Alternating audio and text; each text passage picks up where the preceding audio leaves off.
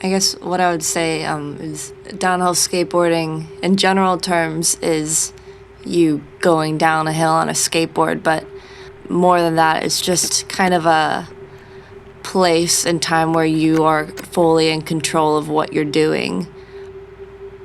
Everything else kind of just goes away. You're kind of just living in the moment because you're going so fast and you have to be there to make sure you get down the hill safely. When you take off your helmet, all you want to do is go for another run, you know? You're just stoked that you got down, excited that you made a pass on someone or had a good line. Like, all you want to do is go again.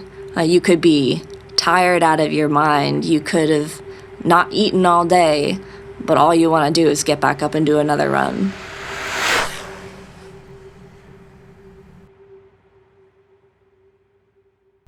I don't think you can ever really know all there is to know about someone. But at least with my sister, I can sure as hell say I tried.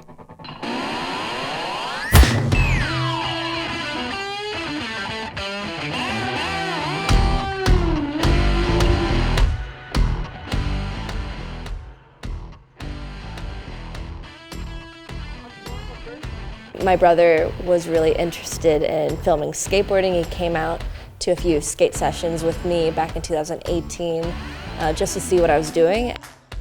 So I went up, I started the run like every other, and when I got to the corner I slid, went to grip through the apex. He was squatted down like with his face in the camera. He was just right there, smack dab in the middle, and I ended up ramming into him. I wanted that money shot. I feel so bad. I don't like telling people that. Fractured distal radius, concussion, multiple casts, Fourth time. surgery. Holy shit. So see this bone right here is actually two pieces, and it's supposed to be one.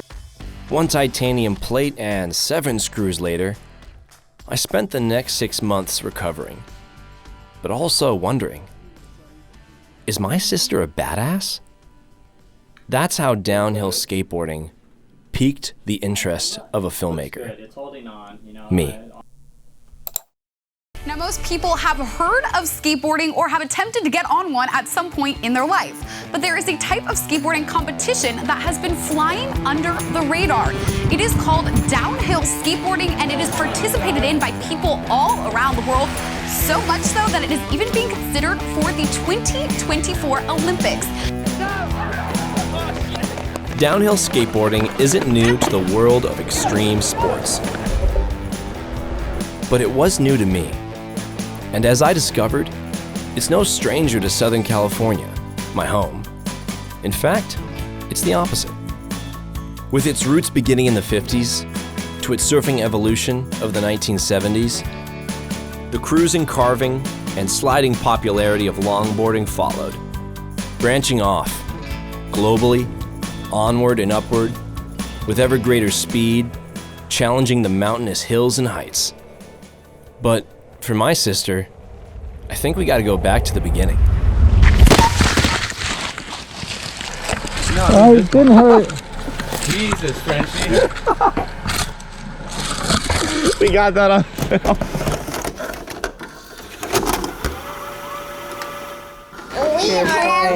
Hi, Henry. Thank you, Teresa. Teresa and I both grew up in a big family. That means a lot of big personalities and little time for a lot of one-on-one bonding. But it's not easy, especially when there's 9 of us. Well, Teresa was a precious little baby when she was born, and she was always very creative and looking at the world through this amazing kaleidoscope of color. She's number 7 out of 9. If I was to describe Teresa growing up, she was her own person. She was quirky and weird, weird sometimes. Put your shirt down. Yeah, I think growing up, Teresa was quieter, but had a good sense of humor. It was funny, and she grew up with 5 other sisters. So you do activity, you do everything together. So everything's shared, everything's done together, and there really isn't a lot of room to differentiate yourself. So we grew up in a large family with 9 kids. Each of us were in charge of one of the younger kids, and she was kind of my charge. I taught her how to read, and we always were paired up together because we were homeschooled. She was very smart, but then she would become this almost mythical creature where if you didn't look at her and you didn't watch her, she would do the strangest, beautiful things. Go. Oh. And fearless. I mean, she had accidents growing up, like she split her lip like a shrimp. I mean, she had hit an edge of a table and she had stitches to reconstruct her lip, and then she did it again. And she just is brave. And how would I describe Teresa? Legendary. She was just always there for me. I think elusive, and I just thought she was so cool. Showing us all how to be out to do something crazier than anyone expected. And Teresa, what I remember about Teresa is that she had a very different center of gravity. That was just Teresa. Her center of gravity, you could tell that it was different. But she was one of the younger sisters, so I think it took a while for her to get to a point where she was, no longer living through our experiences and was kind of living her own experience. So I think as the older siblings kind of moved out of the house, I think she started to grow into herself. From border to border and in between, I packed my bags and grabbed my camera. I wanted to get to the heart of the wider downhill community, far from the eyes and ears of normal society, and try to understand the love of the sport, the culture, and why my sister made this her life's adventurous pursuit. Only in recent years has the sport and its riders started to turn heads internationally and professionally, making its comeback seen on social media, on platforms like YouTube, Instagram, TikTok, in the news, and on the big screen. Which is surprising for such a thrilling sport. And like most skaters, it all starts in their own backyard. Which in the case of my sister, means the barely maintained, craggy roads of Southern California, along with all the traffic hazards inherent in dangerous skating on open roads in this our Golden State.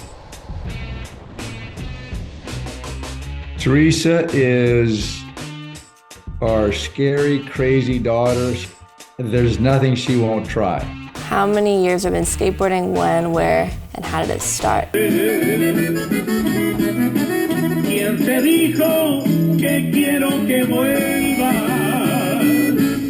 So I got my first skateboard, a longboard to be exact, in 2011 after I watched Original Skateboards video on YouTube. And then I realized that downhill was a thing. Got a board for my birthday and started skating down hills, doing slides. For me, it was watching YouTube videos and just having no one to teach me. A lot of traffic, a lot of cars, a lot of skinny roads, a lot of disapproving old grandmas. But we got it done. I fell, right up there. I'm not professionally trained. I wish I was.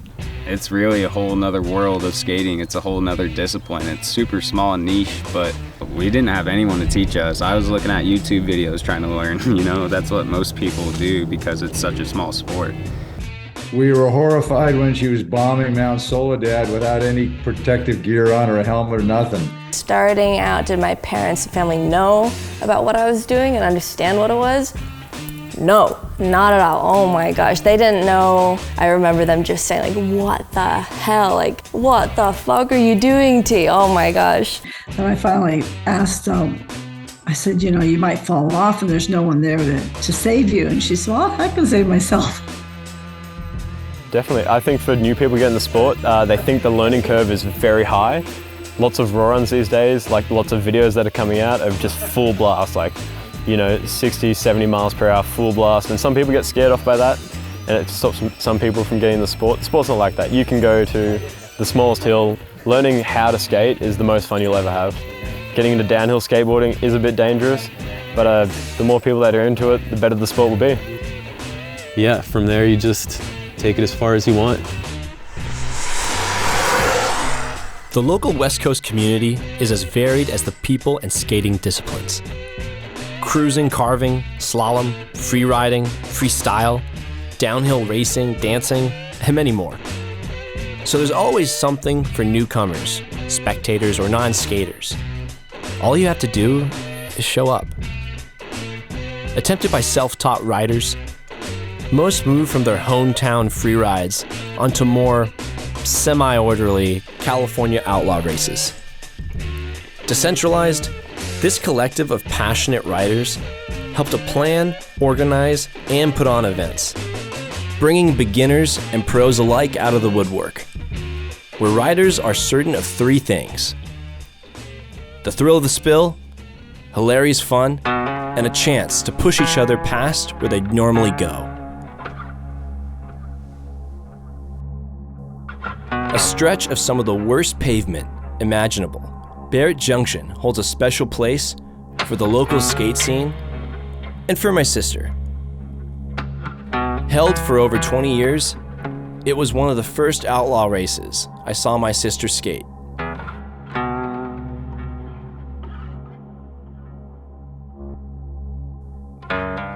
It's literally a road of holes, like a 2.5 kilometer cheese grater you can skate on, eating wheels and skaters for breakfast.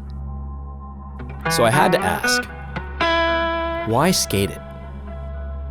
We're at Barrett Junction. It's all freaking jacked up, fucked up. What it used to be, not when it wasn't as bad, but still bad. You okay? Grinds you down, kind of, you know, after a while you just get beat up by it. Oh, Barrett Junction's very, very scary. There's a man-sized cracks. They'll eat you up, they'll steal your kneecaps, they'll hurt you. Don't fall there. Scary. Like you don't know what's gonna happen. A lot of hoping and praying going on kind of deal. Where even if you take a good line, you might still be hitting a hole and then you're on the ground. That's not fun. It has probably the most historical meaning in like most of California's races that are still going on. Like it means a lot to race there, and you can kind of feel it. That hill's something special for sure. It's not so much an event. It's kind of like an initiation, where the main goal is just getting down the hill. Racers ready. Racers set. Go. Rewarded not by the road rash or busted kneecaps, but by the satisfaction of such a tradition in the local scene. Only the people who truly enjoy downhill will come out here and like put it down on this hill. It's like the essence of skateboarding. Barrett Junction!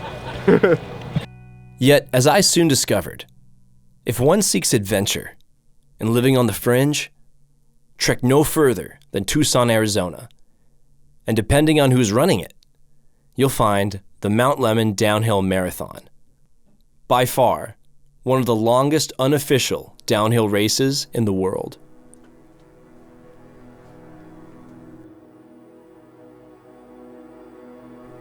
The cold hours before dawn signal the race to come, as skaters link up to converge on the summit.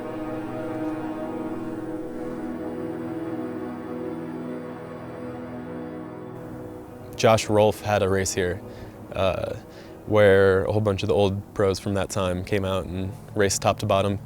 But between 2009 or so and 2016, there wasn't anything official. We've been having it for the past 3 years officially,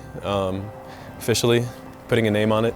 Yeah, so it is not a sanctioned race, meaning the road is not shut down, but downhill skateboarding is legal in the Catalina Mountains.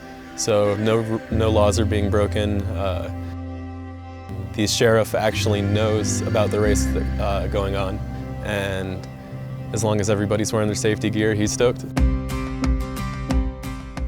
A word-of-mouth race among friends. There's no permits, no permission, or professional judging. Just the mountain, skaters, and the challenge of a half an hour, 35-kilometer, muscle-aching test of endurance.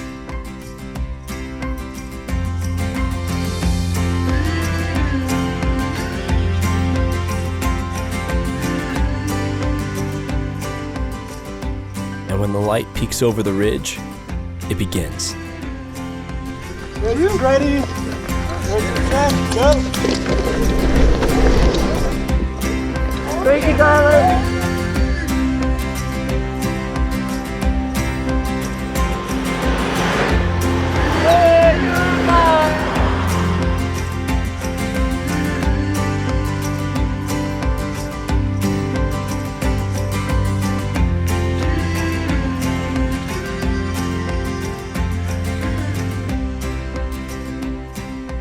Draft training their way down the mountain, riders experience the scenic microclimate. Snaking their way through woods to cactus-strewn desert plains, losing themselves in the natural beauty. All the while weighing risk and reward.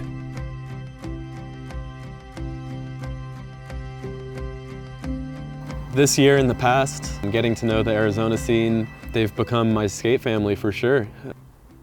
Spending time with them up in the mountain is priceless. Do you got any for that? I'll pour alcohol in your knife. For that, man, we don't know. So sorry. Really? I didn't know there was congealed blood up there. Dude, that's dope as fuck. Hell yeah, bro! That's fucking hardcore. Yeah, this is skateboarding, guys. This is. I can still like. My guy.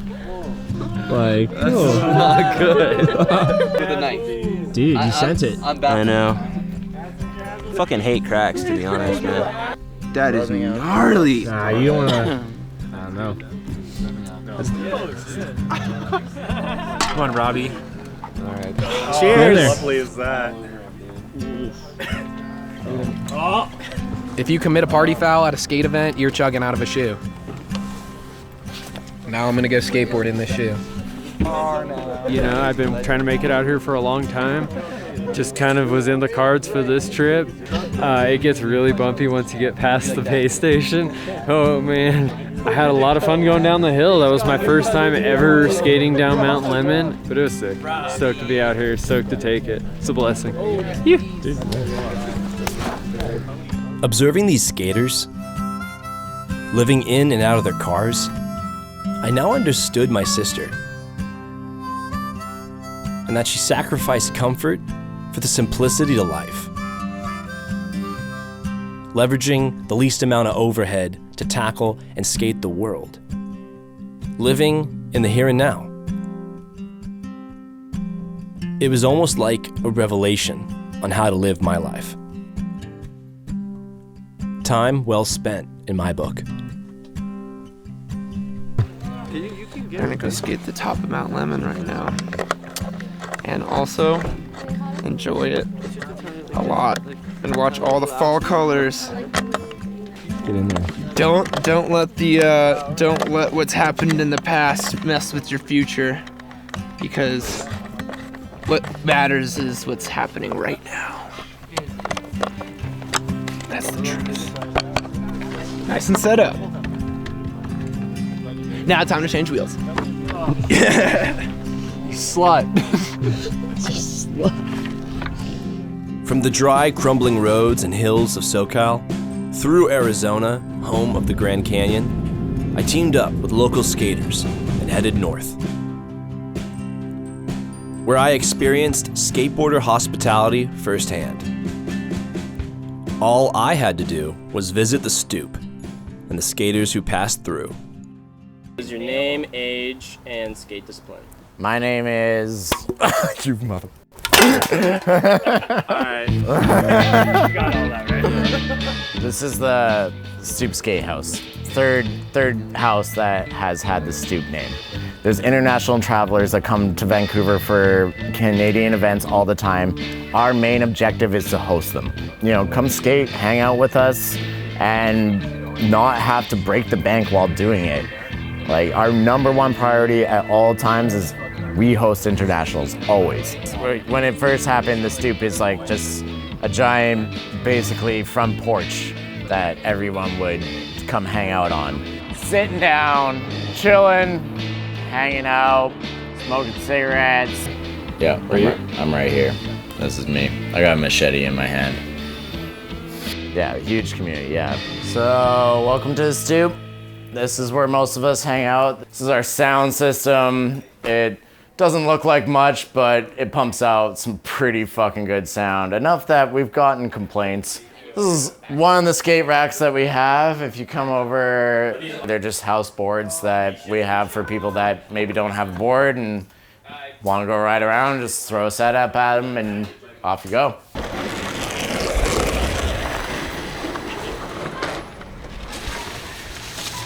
We have the helmets, got trophies for days up here. This is the living room, so a lot of people come here to sleep.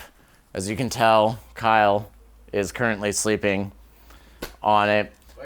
I got a whiteboard that just says my motto, which is grab life by the balls. It's pretty much always a mess. We try our best to keep it going, but whatever. This is the traveler's room. We built a couple bunk beds in here just to host travelers if they're here for more than a month. Up here, this is kind of our thank you notes, I suppose. He's written on a shitty pizza box, and he's from fucking Australia, which is pretty tight. Like, it's a lot of really good friends who've written nice notes. We lost a lot of them, but it's everybody that stays at the Stoop. They've written us letters and everything else like that. We have people from all over, like New Zealand, California, Germany, Sweden. It's really hard to say. Everybody's always come here from every part of the world, mostly for Danger Bay or Giant's Head, which is, you know, coming up pretty quickly. A hitherto unseen bohemian revelry, masked in the guise of a rundown house. It was anything but what I expected. A place where they take care of their own. It's a great way to meet friends while experiencing what Canada has to offer. Take it off. See a Giant's Head. Yeah, see a Giant's Head. Little did I know, as I traveled east, that I had only scratched the surface of this community that my sister loved so much.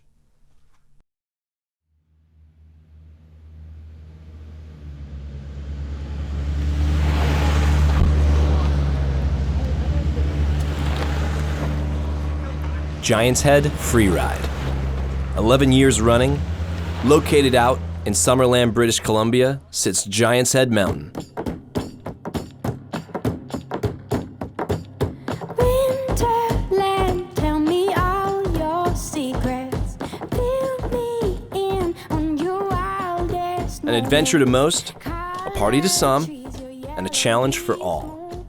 So these chips are how we're going to determine the winner of Giant's Head.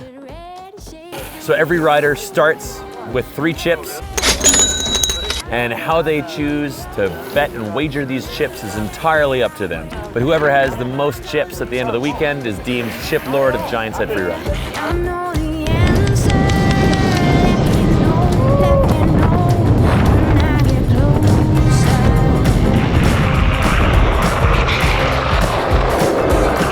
It's absolutely beautiful out here. What we do is we shut down a beautiful road with a ton of different switchbacks, technically challenging turns, cover it in safety equipment, and let kids skate down it all weekend. It's an absolute treat and best weekend of the year.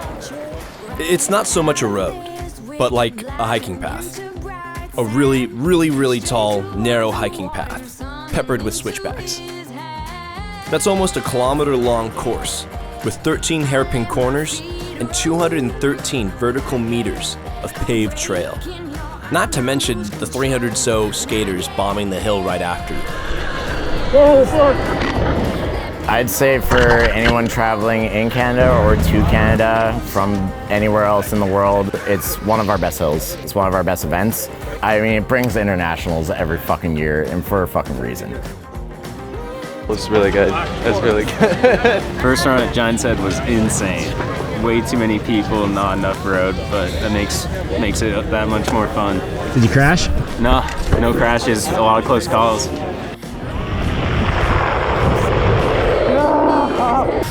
I got crashed out going a tightrope. It's not just the hill. The hill itself is amazing, but being with everybody there and the amount of stoke that everybody has and just the atmosphere around it, it's really incredible.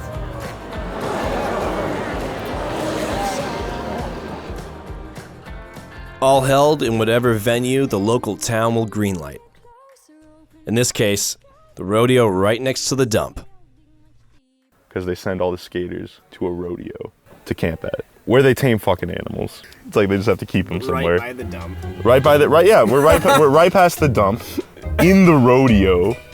Personifying the idea of living on the brink, think Peter Pan and the Lost Boys meets Lord of the Flies. Mama Bird's coming home. Big time, baby. Punctuated with tasteful debauchery? But I think whoever is running Giant's Head thought of this very carefully. So they institute this coin system with tokens. Yeah. And people are losing their fucking shit over it. You got it. You wanted it. Create catastrophe. Eat it.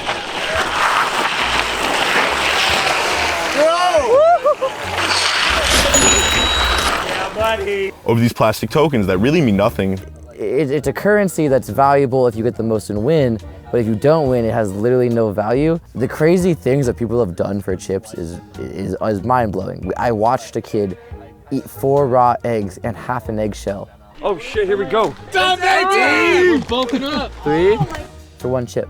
Yes! There you go. Like, that's crazy. This guy's eating a pine cone tomorrow. I'm telling you, these coins have got everyone in a fucking frenzy. What is that? Oh yeah! They didn't mean anything 24 hours ago. Now suddenly fucking kill a man. Oh god! Eggs for the eggs! Got him! Since he got. But these tokens have honestly controlled all of the skaters to contain their chaos within the rodeo field, which is going to wreak havoc on the town around. Oh, they're good people. Even though I say they probably had the worst reputation as far as the police go, running us off nearly every hill we went to. They were courteous, they were kind, and always cleaned up any mess that they made immediately. So I think there's misconceptions. They're good men. And we got naked men wrestling over, I believe it was 30 tokens collected in a crock. And there was one man who was completely balls down naked, his dick just flopping in the wind. Another man with his legs taped about ankle high to knee high, mermaid style, so he can only hop around on one leg. And I run out and the man with the duct tape legs is hobbling around and they're fucking squaring off. And they're wrestling, and it was a long ass match. And it was clean too, which was my thing. Define clean, well there was no biting, no hair pulling. This is for skaters, I mean just anybody off. I mean I don't know what skaters do, but as wrestling standards, it was clean. This was no street fight. This was about the art of wrestling. Of tackling your opponent down, which is interesting when one man is naked. So I'm talking there's taint in the one-legged man's face. There's balls in the one-legged man's face. It's ridiculous. I really can't believe the token thing. The freedom one enjoys is all dependent on the company one keeps. Are they degenerates? Yes. Are they subversive and rebellious by nature? 100%. Do they love what they do? Without a doubt. But do they care what people think about them? Giant's Head free ride, baby! Giant's Head free ride! I think knowing my sister as I do now, after the fact, I can't help but be envious of the skating community she grew up around. I think it served as a bigger family, apart from the one she was born into. You guys are fucking Giant's Head, and I fucking love you guys. Thank you for coming. Everybody yell Giant's Head! 1, 2, 3. The whole ridiculous affair definitely opened my eyes as an older brother to exactly the people and places my sweet little sister was hanging out with. So the closer I grew to the scene, the more I came to know the little cocky tribe of weirdos that she called friends. Filming a full feature film, oh my God. I received so many messages from friends in Canada and America and telling me about how cool my brother is and that they were hanging out with him. And I was very surprised when I heard that he was up at Giant's Head. He was going to all these skate events that I've never even been to. So I was surprised. I was happy for him. Get on your knee. Get on your knee. It was cool seeing my friends connecting with one of my siblings. I think it was actually pretty special sharing my life with him in that way. So now instead of me having this separate group of friends that none of my family knows about, James is part of the group. So yeah, I was surprised, but I'm really happy that he had those experiences. And here to tell us all about it is 21-year-old Teresa Gillcrist. Teresa, welcome. Thank you for coming in. Thank you for having me. So, start off, what is downhill skateboarding? It's exactly what it sounds like. It is people on their skateboards going down really fast downhills. Starting off, there were a few really important figures in my life when I started getting into downhill skateboarding more. Frenchie and Brahms, Nick Brahms were two of those. It's like skateboarding is like trick skating, and then there's longboarding, which is like cruising, but they're kooks in the middle. And we're super kooks, but we're such super kooks that we're not kooks. So it's not longboarding anymore, it's skateboarding. All right, so skateboarding. There we go.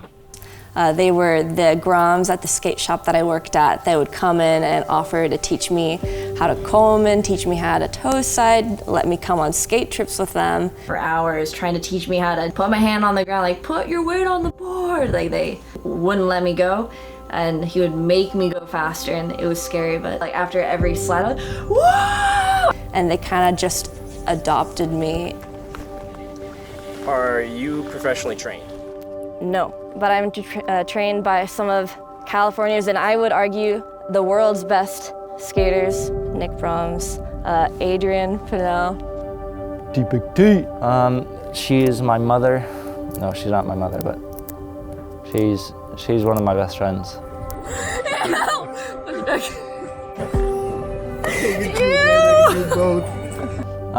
Yeah, I was kind of the outsider at school.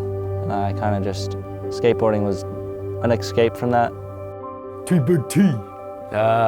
She's awesome. She's pushing the limits of skateboarding for women and for men. She's just doing her thing and having the greatest time doing it, you know?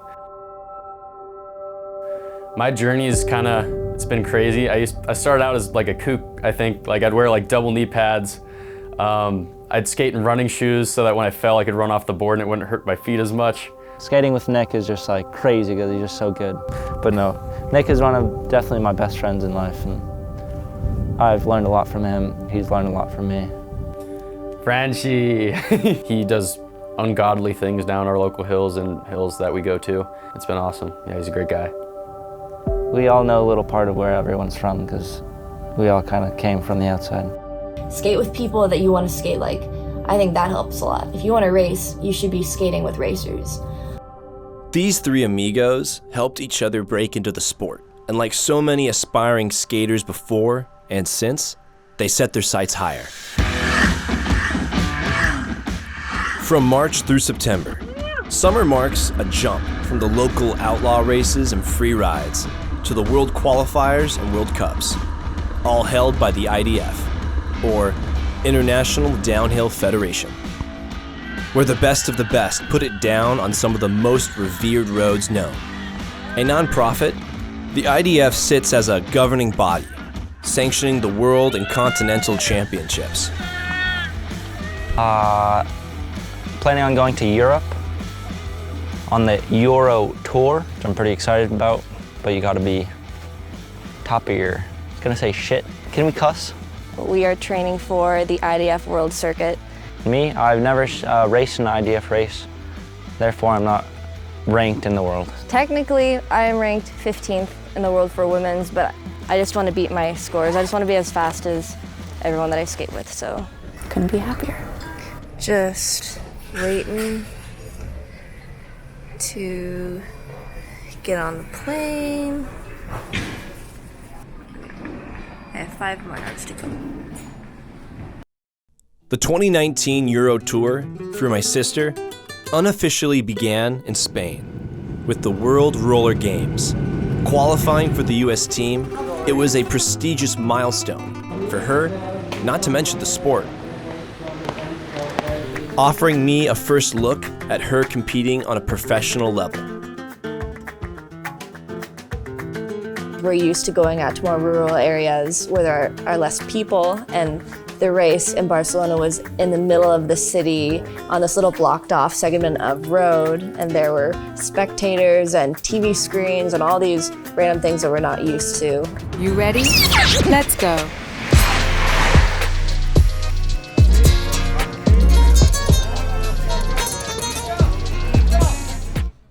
With downhill speeds exceeding 100 kilometers per hour, courses on the world circuit require more than a hill to challenge riders.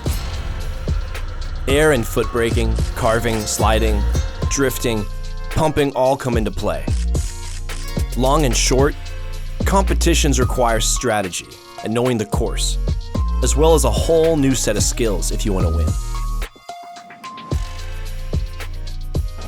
As for Teresa, she skates hard, pushing herself from the start, gripping her way through the heats, seeing her take every line with speed and a calm confidence. I was just blown away. Gillcrist from USA. Coming in second place in the semifinals, she contributed to the victory for the US women's team.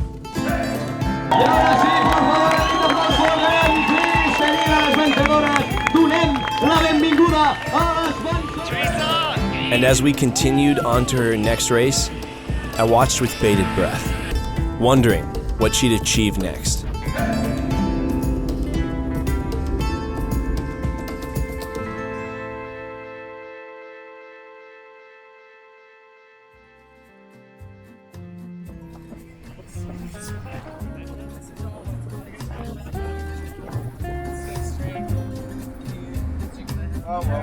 Thanks for stopping in. Thank you, gentlemen. Oh. Held in the Marseille region of Italy, Verdicchio is an Italian downhill championship, as well as a IDF World Qualifier.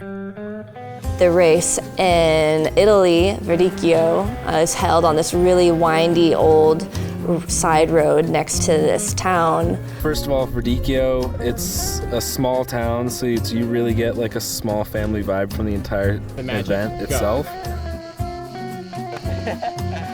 A fantastic sporting event, framed among hills and vineyards.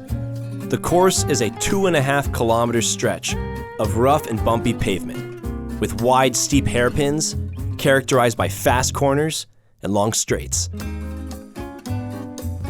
That was my first big race, and all my heats were sick. I made a few passes that were kind of kookish, but it was fun. And basically it's a super technical track, so there's a lot of hairpins, a lot of turns you gotta be drifting for and gripping super hard. When you take that and pair it with the rough pavement, it creates a very fun track. It's pretty unforgettable. Hopefully not 2 minutes and 17 seconds, because that'd be bad. This time it came through yet either. I top qualified for Open and Juniors. You really can't go wrong at Verdicchio, it's the best. Competing on the pro circuit comes with its own set of rules for participation, especially when it comes to proper gear. At least 70% of what any skater packs for a season consists of their board, safety gear, and wheels. So many wheels.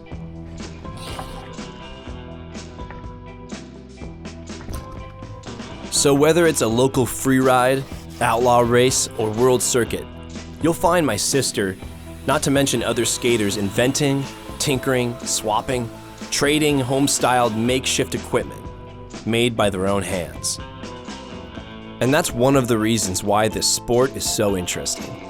It's just a tire tread off of the replacement tire retreads. You can buy just the tire pieces like that and cut them out the shape at the bottom of the shoe. And it works the best to make it stop, and they last for a long time. Whether it be foot brakes salvaged from old tires and glued to sneakers, to garage-molded fiberglass helmets and custom skate decks. It takes a specific type of crazy to believe superglue and duct tape is the industry standard. So literally super glue and duct tape. Yeah, that's how you gotta make it in this longboard world. It looks pretty good to me. You name it, it's been done. As long as it makes you fast and doesn't fall apart during a run, it's good enough. And it must be, seeing as my sister can MacGyver with the best of them. Placing yet again in finals, but coming in fourth for women at Verdicchio.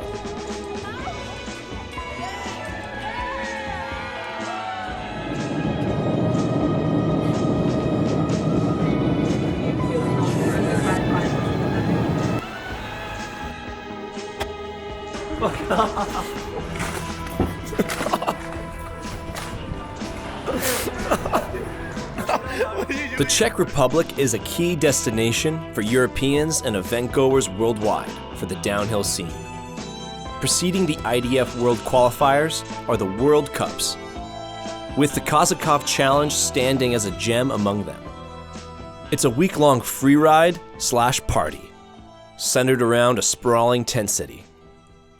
Probably the most attended downhill event on tour, or period.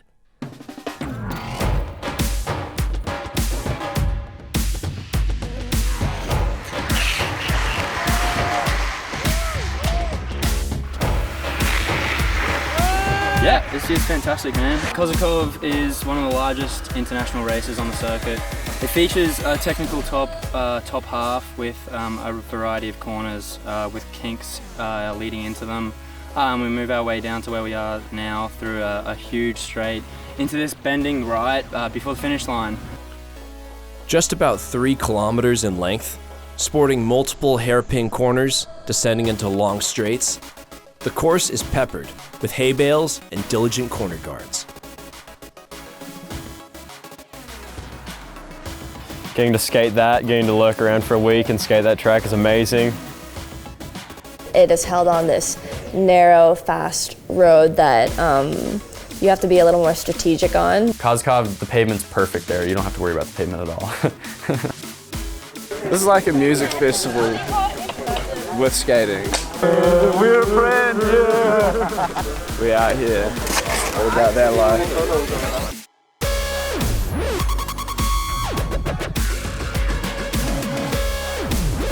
It was so much more burly.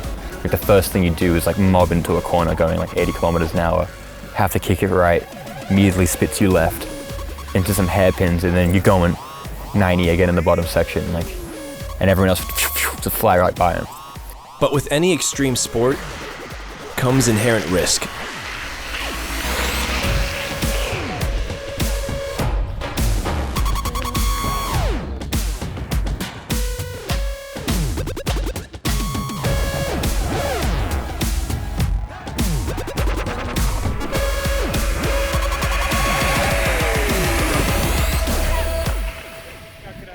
As a filmmaker, as a brother, it's a scary and conflicting set of priorities. Skateboarders in general are just a different breed. It's a friend of mine with my side. Please get up the road. Who went down just before us? Thank you very much. Get up the road. It was a group of fast guys. Yeah, and I don't know if those are the people that crashed, because they have multiple groups on the course at once. Dane Hanna, Canadian born and bred, an up-and-coming pro on the scene for 2019. That was until his accident. I don't know, but Davis, Dane, Chase, and Adam Westfall took a run together. Ooh. So stop dying from getting blood clots. I got an addiction. It's called downhill skateboarding. Stab me. No, hey, Davis, come stab me with that stuff. Actually? Yeah. This shit is fucked, man. You want some more morphine? This thing is fucking just juice to the rim here, dude. You have to lay down. I know. You got it, Dan. I think she came with the fucking instructions somewhere in there. You got picture diagrams or what? Well, the instructions are in check, so no. Is it fucked? Nah. It's a couple of centimeters deep. Oh my god, really, dude? Did you know? Oh my god, why did you say that, bro? Alright. Okay. Oh boy.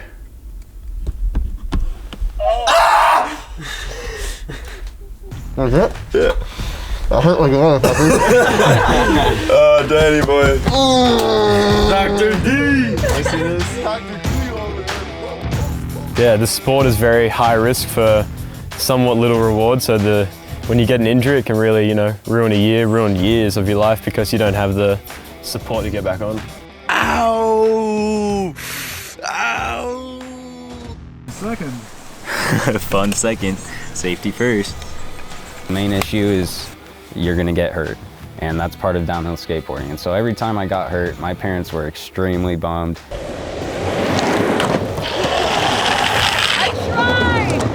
My body's covered with scars. My worst accident so far has been I broke my arm. That's a scar. I was probably going 50, 55 maybe. I slid off the road after skidding on it for probably 50 feet in leathers. Or I didn't have any long-term injuries, but I just got a lot of road rash. Yeah, so basically the grittier the pavement, generally the worse your road rash is gonna be. If you have smoother pavement, it'll kind of burn you more than if it's gritty, it'll just scrape you and be less nice to you. Drifted through a right corner and it was pretty shit pave and yeah, it fell off. I remember I fell and ripped off my whole butt, the whole thing. And I got up and just kept skating down the hill. I hit a little pebble, started leaning for a corner, and then went off into a ditch. I still have a bunch of scars. Almost took off my nipple. I took off like half my skin. Here it is. This is my knee back when. This is like a couple weeks ago. This was in May. That was the first one. That was before we even cleaned it up, did anything. That was after the cleaning. Then there's the video of when they were cleaning it still. Definitely get scared sometimes. It is never 100% safe, even if you control as many variables as you can. It's just something you have to accept if you're, you know, that passionate about it. And sometimes when one of the variables you thought you had in control isn't in control, it can spook you. I never set out with a goal to portray my sister as falsely invincible, even though I would like nothing more than that to be true, because I can't. Especially knowing how much the sport had already cost her back in 2018.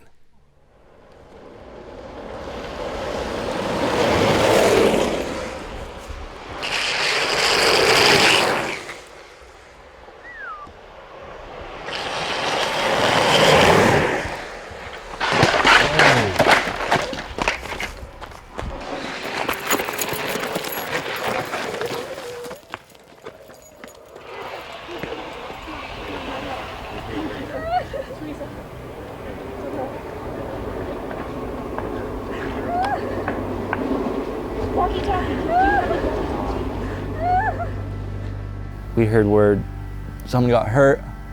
Teresa hadn't been down. It could have been Teresa. She came down. Yeah, I was there for that. I was at the bottom of the hill when that happened.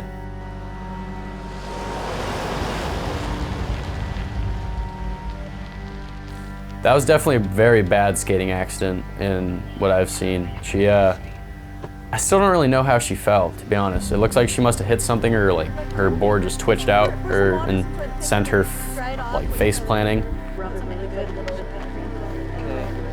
I don't remember falling now. Yeah, so that's what worries me, because you smacked your head. Like, it went from pretty much going 45, 50 miles an hour to head on the pavement. And all that force and momentum just slammed onto her head and her body as she ragdolled. In the clip, it looks gnarly how much her neck spins. Definitely looks like she breaks her neck. There's a huge crack in the foam in her helmet. I think she definitely got concussed that day, though. That was pretty crazy to see. See, I'm not really sure what happened, but somehow I got thrown off my board and I passed out. And my helmet is ruined now. And my hips are kind of hurting. That sucks. Then I You fell. gotta believe in yourself. I fell every time but once. And now I'm ready. Like Teresa, she's so nice, and she's so happy, and even getting hit that hard didn't take any of her want to skate away, didn't take any of her I don't know, she just didn't really change her. Maybe it did for her, but. Yeah, I met her and Brahms and and Coltrada. I miss Coltrada. Teresa? Yeah. Teresa's great. I met her last year on Euro Tour. I knew her name before. I knew that she was from SoCal, skated with a lot of people out there, but had never actually met her. I actually really hadn't heard of Teresa until Barrett, because the only female skater I'd really heard of was Emily Pross, because she's just the biggest name in female downhill skateboarding. I've met Teresa a couple times. I think she's super rad. Yeah, and she's such an amazing skater. I've been watching her through her Instagram, and I'm just blown away by how fast she's progressed. There's a lot of women out there that need a role model like Teresa and these other girls that are starting to downhill skate, because there's not that many of them. She surprised me from the first time I met her. She was always extremely nice and very selfless. Got to see her more, and then she kind of came out of her shell. And now knowing the real Teresa, it's really funny seeing her little quirks and everything. And she kills at skating. She's probably the most progressive girl skater at the moment. She's coming up and up. She's really showing all the other girls what's up. And yeah, next couple of years for Teresa are going to be some big years, I think. I've seen her progress from when she was coming to Bellingham and skating with us to now she's literally competing in the World Roller Games. It's crazy. I think she's cool. I like Teresa. She's pretty freaking good downhill skateboarder. Probably top 3 women in the world. She's cool, man. She told me the other day that she'd only been skating for 2 years. This time beginning of last year, she couldn't even slide or something. What? She's grown in her skating way too quickly. She's given all the women a run for her money, and I think she's definitely has potential to do well for many, many years to come. I think it just goes to show you sometimes find things which make life worth living, regardless of the pain. Yeah, unfortunate that Dane ended up hurting himself on the practice day. Definitely one of the leading riders for this year, for 2019. Have very little expectations of him riding at Vulcan. I don't think he will. It looks kind of bad, but he's probably in a bit of denial. Do you think he will attempt? Oh, I'm sure he'll attempt. Freedom. Holy fuck, Dane. He's a little swole, eh? He's a little fucked up. Stop moving it. Hurting? Look at the little bitch. What the fuck is that? She's a little bit worse than I thought she was. Yeah, I'm down on the best. Yeah. We're the best. Quick tail more. That's great. I mean, that's not so much. If you beat it after it. Juan Pablo!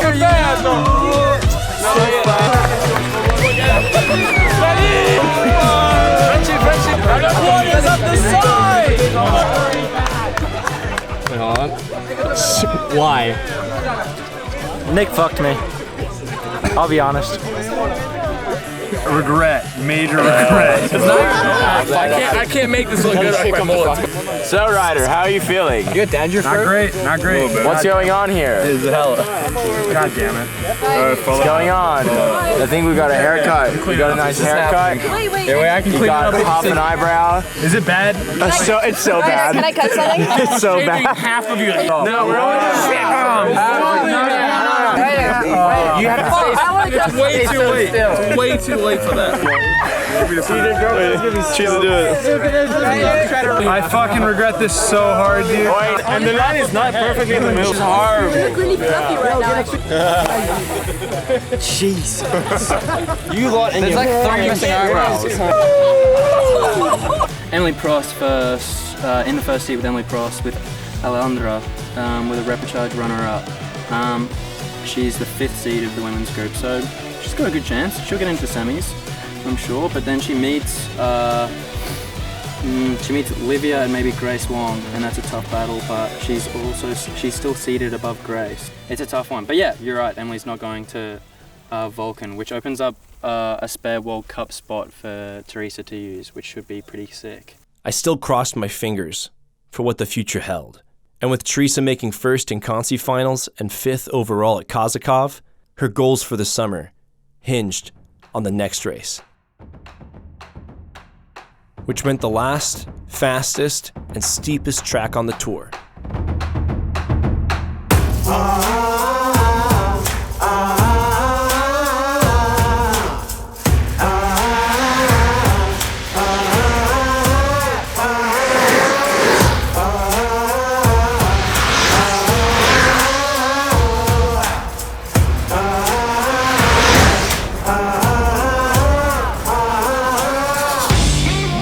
You can think of all your favorite corners that you've ever skated. They're all put in one big hill, one after the other, and that's this. Yeah, now at Vulcan, it's a completely different box of frogs, man. Like, it's by far the most challenging track on the circuit. It is always a scary run. oh, it's awesome. It's so awesome, but it's scary, and that's also kind of why it's awesome. Like, it's really, really, really scary. Like, you just drop in. The acceleration dropping into the top super straight is like, it's crazy. The last event here in Romania is just like next level stuff, pushing my skill. It's extremely fast, extremely technical, and like it's really good to get down the hill and be able to look back and still have your friends behind you. So, standing over 1,524 meters tall, with speeds reaching 120 kilometers per hour, it's a test for most skaters' skill, endurance, and courage. Complete with a diverse set of corners, kinks, and straights, which litter the entire track, the hill delivers everything, including transportation. The strength of this course is the gondola, shuttling skaters all day, from the bottom to the top, allowing skaters to smash as much as 16 runs in a day.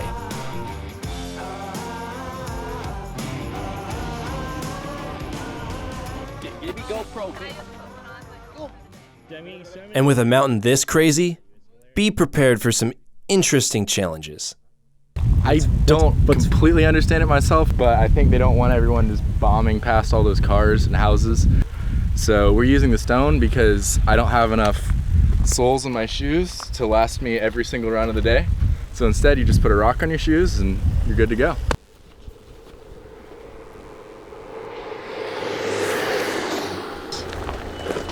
You got this one, the flaky one.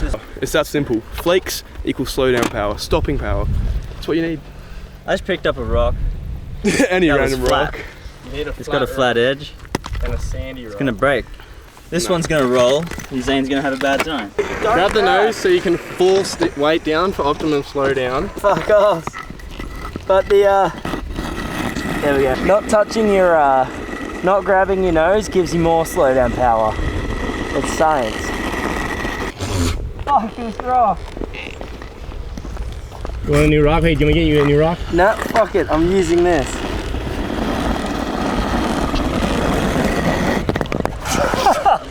I need a new rock.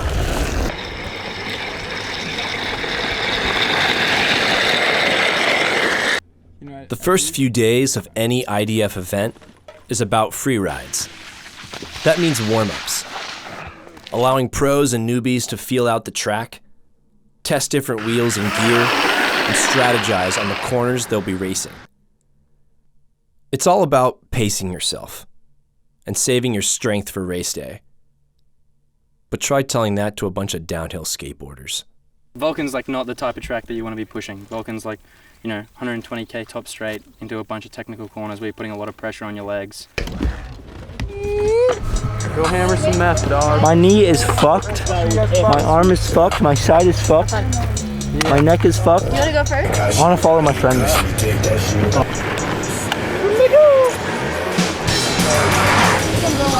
Pavement at Vulcan is a little more gray than at Coscob, but it's still perfectly smooth. Just 100% dealing in a lot of these corners, like trying to slow down, make it around these bends. And the bottom section again is just burly, big right-left chicane. But yeah, 125 kilometers now, just like mobbing into that first slide. And it does it twice. A roller coaster of a mountain. There isn't really any time to be strategic. You kind of just have to get down the hill as fast as possible. And there's many passing opportunities just because you're going so fast. The grade is between 20 and 30% the entire run. So yeah, but yeah, you definitely get desensitized after like the first couple days. Start to finesse it, and then you add 3 other people into it, and then you have to learn how to deal with them, and then you race.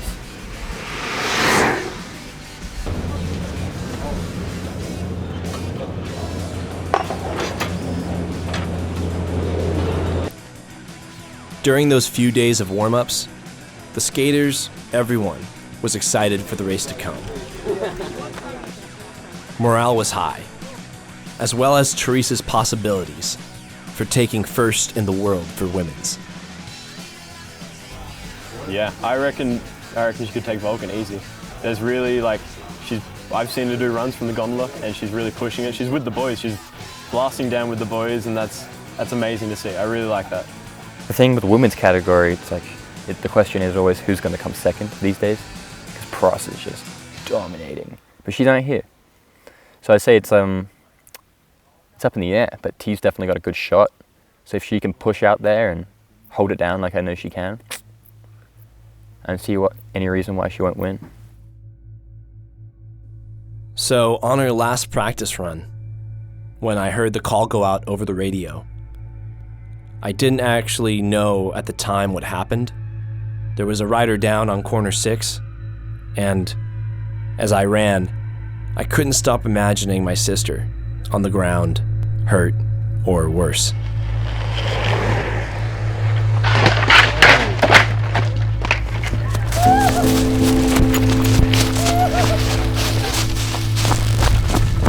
Did that person get hurt? Unknowingly, my sister had been skating for months, dealing with an injury she had sustained earlier that season at Tame the Taipan in Australia, where she fractured her knee going over a hay bale. Yeah, so basically at Vulcan, there's a small flat section in between the 2 really crazy parts of road. Basically, she fell during that push because it's a hard push. I'm surprised there wasn't more crashes like hers at Vulcan. I think she messed up her ankle, but her knee had been messed up for a bit and then she fell on her ankle. Yeah, so before I had my accident in Vulcan, I started my run like every other run. It went pretty well, but my legs were pretty tired. So when I lifted my foot off to take a push in the middle section, my leg just gave out. I fell, and then I immediately knew I did something to my ankle. In the end, when her leg gave out, she ended up spraining her ankle. It was really hard seeing my sister's confidence go from the highest I'd ever seen it on the trip to where it was on that day. She'd come all this way and been through so much, and all I could do was wait and see. Filming this trip. Maybe the sweet moment. Oh, it's all messy, bro.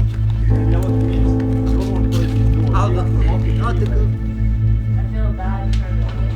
It's not your fault. Literally like 16 people crashed. Yeah, but it's not your fault.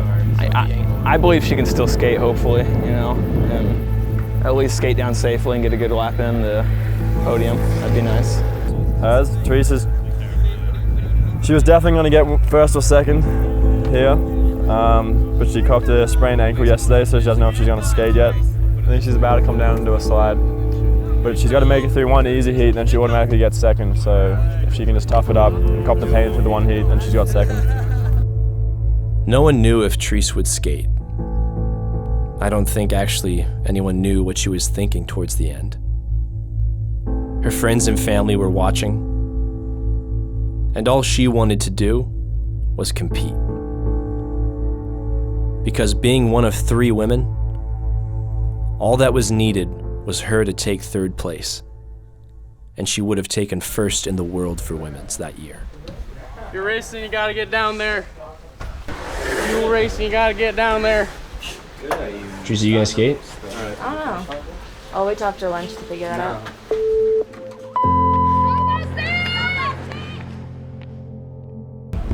Boys, we have the fucking world record. Nick Brums is 117 kph. Fuck yeah, buddy. Yeah. Everything. Just make your way down. You can do it all. I think everything on this hill you can do like that. I would not want to do it without 2 sides. That'd be sketchy. You can definitely do it. So I was so ready to just send this, and now I'm just scared that I'm gonna break my ankle, and then I will have to like limp around in school for the next few months. Yeah, that's fair. You should still. I don't want to tell you something. I know.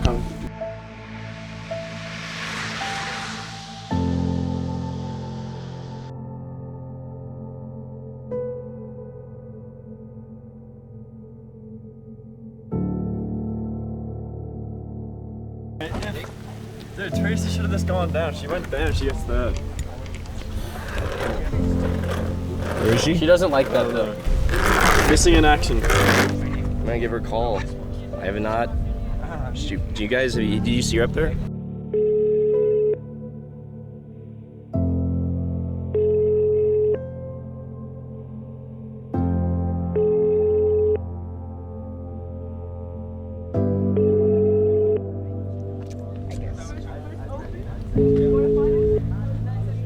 We really think that like top 8 is quarterfinals right now. She's not answering. So after my accident, I thought I was gonna keep racing the next day. I thought if I just gave my ankle a rest, I'd be fine for the next day. And I had a lot of people around me saying that I could. After I got to the top of the hill and I realized that I wouldn't be able to race, I was pretty disappointed just because I spent the whole last year thinking that I was gonna come to this race, and I just wasn't having it, so I didn't race.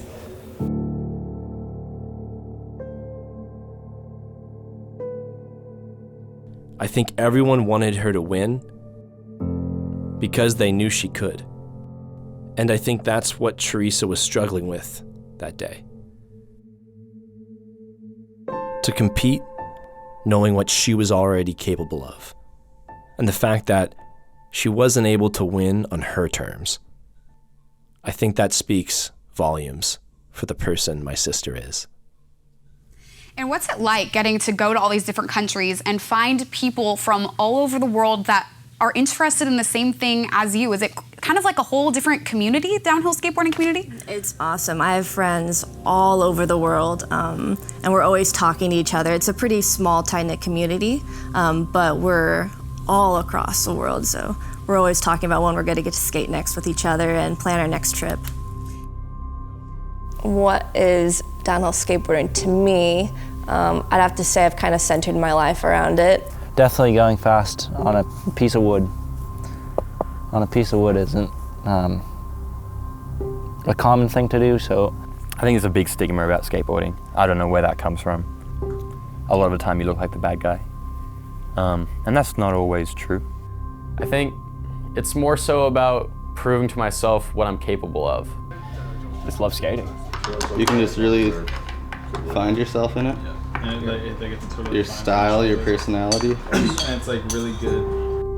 It's just like walking. When you're in control of your own board and you just know exactly what you're gonna do every second, it's just one of the best feelings. You just forget about everything else and all you care about is what you're doing in that moment. So when I'm skating a really gnarly road and like really like dialing lines and stuff like that and just mobbing it, I feel like I'm not even conscious at that point. When you're going at speed, when you're flying at 60 to 100 kilometers an hour. You get a whole big adrenaline rush. You get down the bottom of the hill after you just barely made some corners with your friends, throwing your board sideways and stuff. Like, I mean, it sounds cheesy, but it's you get hooked. All of us here, we're hooked on downhill skating. But that's just on the skating side. Say a lot of people would say like, oh, it's the adrenaline or the speed or whatever it is, freedom or whatever the fuck you want to say. Half of it's skating, half it's the people that you come and see and you live with pretty much. I don't know, I wasn't too happy when I started skating, but then I met all my friends. Like everyone here was like my type of weird, so that definitely kept me around. So yeah, it's kind of led me to where I am now, and I don't know what I would be doing without it. You have family all around the world. Like the downhill community definitely attracts the best people I've ever met. Everyone's a friend, everyone likes each other, there's no real beef in the scene. I'd have to say it's just very tight-knit. There aren't that many people that skate like we do.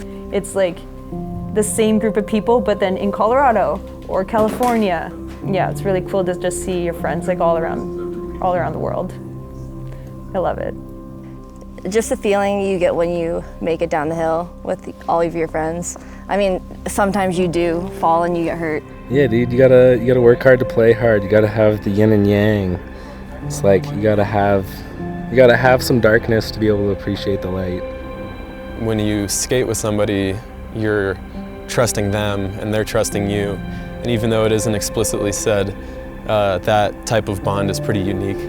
And those moments, those feelings where you're riding down with a pack of people and it's just like you have to be completely there, that's what I live for. So it's really the act itself that brings people together. That is the common denominator, the underlying force that fuels the whole entire sport. So yeah, I mean, like, what does downhill longboarding mean to you?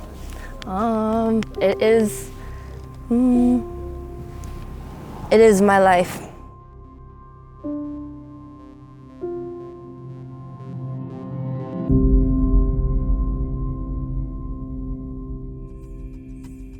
Catch it, put it in a jar to have and to hold. To save for later, you cannot trust it to come again. To wait for you to find a pen and fill the paper with the message that it wants to send. Grab it, hold it by its tail before it escapes. You know its ways and you cannot lose it, that's what you fear. So hold it up against your ear and very carefully listen to what it wants you to hear. Nice. Whoa, whoa, whoa, whoa, whoa, whoa.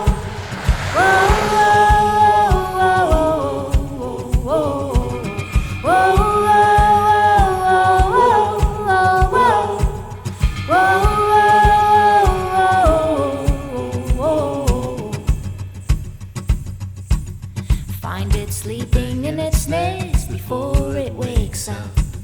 Touch it gently, you want it feeling completely calm. So you can hold it in your palm and help it grow just like it was born to be. Come, come, come, come. Whoa, whoa, whoa, whoa,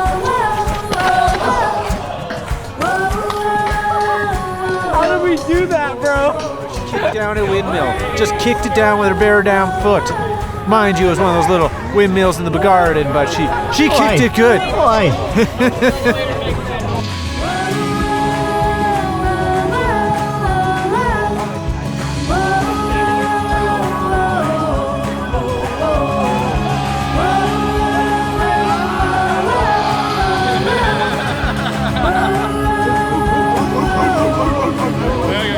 They just put on these shades and you just like block out all the haters and focus on the sun, dude. It's fucking sick.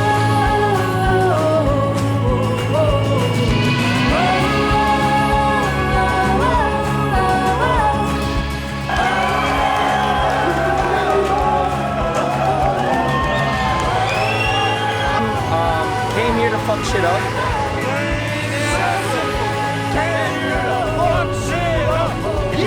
dancing, come on. It's like, I got shit to do. Dance down. I got shit to do. Do it, go.